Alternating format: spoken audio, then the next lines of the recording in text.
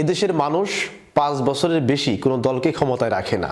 তো আওয়ামী লীগ একটা সময় ক্ষমতায় আসবে, সেখানে বিএনপির যে সমস্ত নেতাকর্মীরা কিছু যে সমস্ত নেতাকর্মীরা ক্ষমতার অপব্যবহার করতেছে এবং যারা যা নাই তাই করতেছে, ক্ষমতা পেয়ে প্রত্যেকটা মানুষের উপরে স্টিম রোলার চালাচ্ছে, নির্যাতন করতেছে, চাঁদাবাজি করতেছে, এই সমস্ত পাতি নেতাদেরকে এরকম গুনে গুনে আওয়ামী লীগ তাদেরকে ধরে আনবে।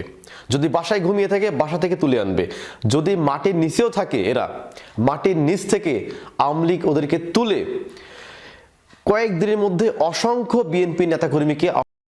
এই যে কিছুদিন আগে একটা নিউজ দেখলাম যে একজন ছাত্রলীগ কর্মী সে বাড়ি থেকে পলাতক, এখন তাকে খুঁজতে গিয়েছে আর একদল লোকজন।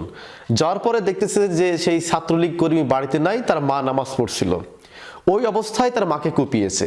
নিঃসন্দেহে এইটি একটি জুলুম এবং এই জুলুম কিন্তু বেশি দিন চলে না।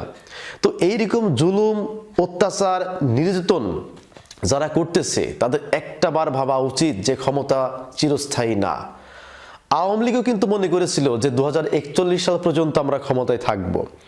আওয়ামী লীগের করুণ পরিণতি রেকর্ডেড। তো সুতরাং তারা যখন ক্ষমতায় আসবে তারা কিন্তু এই ইস্যুটা বারবার তুলবে এবং এই ইস্যুটার মাস্টারমাইন্ড কারা ছিল মাস্টারমাইন্ড, এবং সেই সূত্র ধরে এগিয়ে যারা সমন্বয়ক, এই সমন্বয়কদেরকে তারা কিন্তু ফাঁসির মঞ্চ পর্যন্ত নিয়ে চলে যাবে। এটা আমার কথা না, এটা আপনারা দেখেছেন যে এই যে হাসনাত আব্দুল্লাহ, এরপরে যে রাফি, তারা কিন্তু বিভিন্ন কনফারেন্সে তারা কিন্তু নিজেরাই বলেছে যে আওয়ামী লীগ যদি ক্ষমতায় আসে তাহলে কিন্তু আমরা কেউ বাঁচবো না, এবং তারা কিন্তু এটা শিওর যে আওয়ামী লীগ যদি ক্ষমতায় আসে তাহলে প্রথমে ধরবে হচ্ছে আমাদেরকে এবং আমাদেরকে একটা একটা করে ফাঁসিতে ঝুলাবে। এই কাজটা কিন্তু আওয়ামী লীগ করতে পারে যদি পরবর্তী সময়ে তারা কখনো ক্ষমতায় আসে। এরপরে বাংলাদেশ আওয়ামী লীগ যখন ক্ষমতায় আসবে তখন তারা 3 নম্বর একটি ভালো কাজ করবে, সেটা কি